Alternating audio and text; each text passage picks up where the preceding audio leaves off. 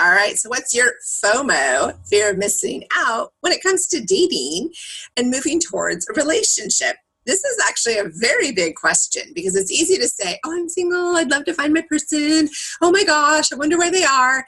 And then there's that, oh, I met somebody really great, but, and you don't let it bloom because there's also a fear of letting go of your single life, your single opportunities. So I'm going to dive into this today because I feel like it's a topic that we don't always want to admit. We don't always want to admit what we are actually kind of worried we're going to miss out on. So this is a chance for us to dig a little deeper.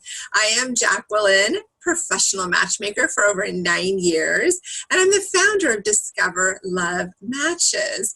I am so excited to be able to support you every step of the way on your love journey.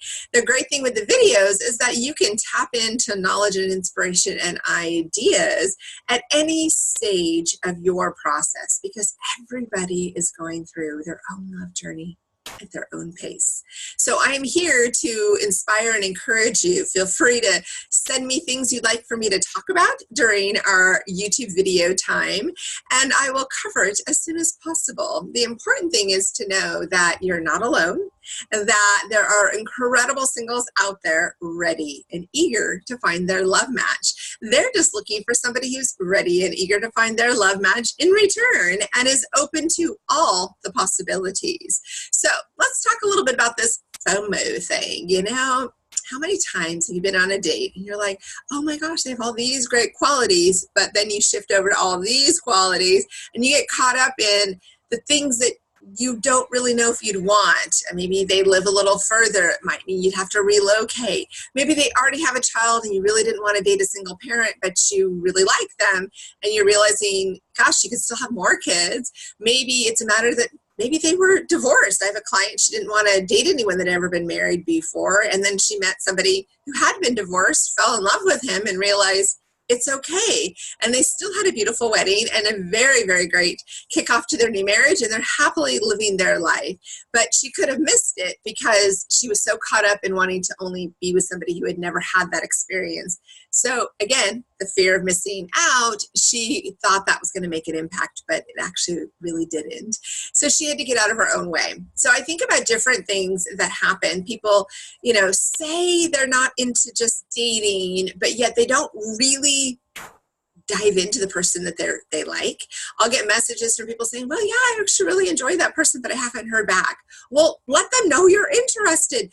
They want some enthusiasm too. They want to be aware of your interests. It's so much pressure that we put on the other person to decipher the code of interest. And too often, people miss out. They miss out on a connection because they didn't really follow through. There's that fear of rejection that they don't make it clear the interest of possibilities. So one of the fun things that I want people to stop and do is challenge yourself to just be vulnerable. I know it's not that easy, and that's why the word vulnerable is in there. It makes people nervous, and that's why people keep having these dates that go one time. They don't challenge themselves to actually really show up. They want all the fireworks, all the sparks, and oh gosh, don't we all love the romantic chemistry that just knocks you over and it's amazing. And yes, it is. It's totally awesome. I love those. But we also want to stop and think, okay, if this person fits a lot of what I want, am I denying them a chance to grow on me and discover and me to grow on them? Or am I getting too caught up in this list of obligations and expectations of what I want? So often people get these tunnel views of what they want, and they feel like they're settling if they let go of something. And actually, settling isn't a bad word. When all the water is murky and yucky and things are spinning around and all the particles are up and not settled down, it's hard to see through. And when everything settles down and relaxes and all the particles have gone to the bottom, you can suddenly see through. And that's how life is. We have to sometimes settle for what is the obstacle that we're putting so much power in. We also have to realize, what is it that you're worried about giving up by being in a relationship? There's a lot of independence being single. There's a lot of independence of not really committing. There's a lot of fun and freedom that you get, but there's also we're kind of missing out. Like I was talking to a lady recently, and she goes, I believe we were meant to share life with somebody. I believe that I'm supposed to be doing this with somebody else. And there's something so powerful with the right partnership, the right connection, the person that just has your back during the good times and the bad times, somebody that cares that you made it home, like is independent and as strong as you want to be on your own.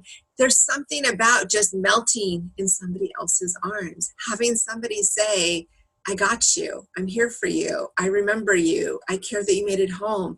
What's for dinner? What are we going to go do? What are our plans this weekend? I have a surprise for you. Like, think about how great it would be to hear all of those words. Are you willing to give up some of that freedom play? Like somebody asked me one time and said, hey, that's a really neat guy, but I kind of heard he's a player. And I responded back with, well, he's enjoying his life, but that doesn't mean he's still not looking for his person. He's just having a good time along the way. And we have to really let each person be an individual person and not go off of, hearsay and gossip and what other people want to decide. And instead, eye contact, directly look at that person and hear what they have to say and hear where they are at, hear what they actually need and want, and see if it's similar and in alignment to where you are, but also, will that person bring more? Like, one of the things I think is so powerful is when I talk to somebody who's willing to meet somebody who brings more to the table. So many people want to honestly date themselves. And to me, that's a little FOMO because they already know how to do them. So they tend to have this fear of missing out on the life that they like so much that they want somebody who just wants to blend right in. Just slide right into my life. I don't really care about what life you have. I just want you to add on to my life. And you're actually missing out on growth. You should have more of a FOMO of what you can gain instead of a FOMO of really what you're missing out on, because you will miss out on gaining new skills, new experiences, making new friendships, building new connections if you don't make room for somebody new that has some different qualities in you. Just remember, you really don't want to date yourself. Trust me, it's just not worth it. I see it happen with people all the time, and they fade out too quickly. They turn into brother-sister relationships, and you really want that passion and that excitement. You want something new, invigorating that person brings to the table. So I want you to really think about this when you're dating. Are you so worried about the fear of not being single, because there's a lot of fun there, or the fear of if you start dating this person, you'll miss out on the next opportunity? I can tell you that there are a ton of amazing singles out there. I know they're incredible ones, but if you find a connection and you just find this spark, a little sizzle, explore it, because that doesn't happen all the time. And no matter how long the relationship lasts, if you allow yourself to just dive in, you're going to have an opportunity to know if it worked. But if you don't, you're always going to have a little FOMO of, gosh, I really wonder if I had gone out a few more times with that gal. Could it have bloomed into something? I'm wondering. I mean, people say all the time, oh, I wish I had had a kiss with that person that I was so attracted to. I was so nervous I didn't. So they spend months, even years, having a little FOMO kiss, like mentally wishing they had actually had that experience. So I want you to just go for it. Enjoy. Be exciting. Be an exciting person to date. Invite positive energy in, and don't worry where it's going down the path. And if it fits with everything, think about, are they genuine? Are they kind? Are they compassionate? Is there a positive energy? Do you get excited to hear from them? Do you look forward to reaching out to them? Do little butterflies show up every once in a while? Just have fun with it and let it unveil itself.